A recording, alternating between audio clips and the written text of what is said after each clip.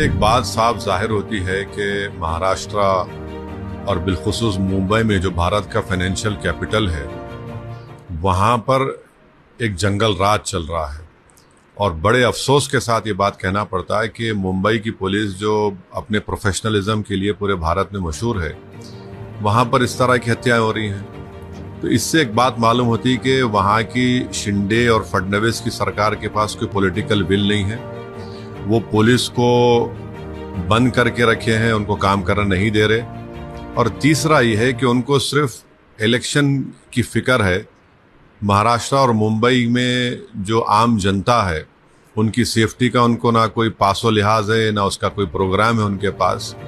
और एक 3 मर्तबा के मिले और जो खुद उनकी पार्टी के अलायंस में है, आप उसकी हत्या कर दी जाती है, जिसमें 3-3 गोलियां मारी जाती हैं। तो ये बड़ा ही दर्दनाक, अफसोसनाक और शिंदे और बीजेपी सरकार की सरासर नाकामी है ये। और इससे एक पैगाम मिलता है कि वहाँ पर कोई भी सुरक्षित नहीं है। आप ये दूसरी हत्या हो गई है उनके अलायंस के पार्टनर की, जब आप अपने ही गुट के लोगों को नहीं बचा पा रहे हैं। और मालूम ही हो रहा है कि मरहूम एक्स MLA साहब ने, बाबा सिद्दीकी साहब ने लिखकर भी दिया था कि उनको थ्रेट है, तो उसके बावजूद भी उनको कोई सिक्योरिटी नहीं प्रोवाइड करे। तो ये कंप्लीट पॉलिटिकल फेलियर है, लॉ एंड ऑर्डर का फेलियर है और ये बहुत बड़ी कॉन्स्पिरेसी है। और मुझे नहीं लगता कि वहाँ की मौजूदा सरकार इस कॉन्स्पिरेसी को अनरेवल करना चाहेगी या कर सकेगी। सर, चुनाव होने हैं सूबे में, क्या उसके ताल्लुक से नहीं, इसको एक आदमी की तो जान चले गई, एक उनकी दोनों औलादें, उनका बाप, उनका बेटा और उनकी बेटी अपने वालिद से महरूम हो चुके हैं, वो यतीम हो गए हैं। तो आप चुनाव से ज्यादा यह है कि वहां की सरकार ने पुलिस को कमजोर करके रख दिया, खासतौर से मुंबई की पुलिस को, जो उनका प्रोफेशनलिज्म एक मशहूर था। वहां का इंटेलिजेंस का नेटवर्क लगता है कि बिल्कुल खत्म होकर रह गया।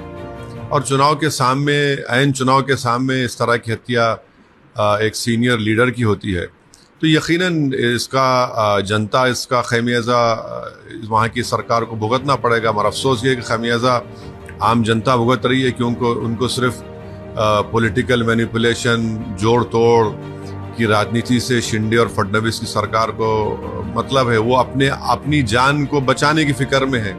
उनको इस बात की फिक्र नहीं है कि वहाँ की जनता, वहाँ के लोग कितना अपने आप को अनसेफ महसूस करते हैं।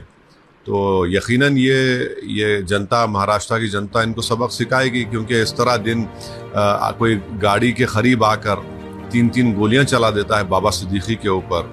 और उन्होंने हालिया दिनों में मालूम हो रहा है कि उन्होंने लिखकर भी दिया था कि उनकी सिक्योरिटी में इजाफा किया जाए।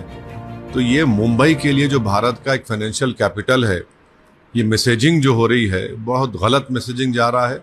और इसकी पूरी जिम्मेदारी मेरी नज़र में वहाँ की सरकार पर आयद होती है। और यकीनन ये आने वाले चुनाव में लॉ एंड ऑर्डर का मसला और इनका सेलेक्टिव कानून का इस्तेमाल, या फिर आंखें बंद कर लेना उन लोगों के खिलाफ जो कानून अपने हाथ में लेते हैं, जो गाली देते हैं, जो हिंसा की बात करते हैं, जो धर्म संसद करके गाली देते हैं। कोई सरकार कोई काम ही नहीं कर रही, सिर्फ अपनी चमड़ी बचाने के लिए काम कर रहे हैं। तो यही हालात पैदा होने वाले हैं महाराष्ट्र में, और इसका खमियाजा भुगतना पड़ेगा विधानसभा के चुनाव में।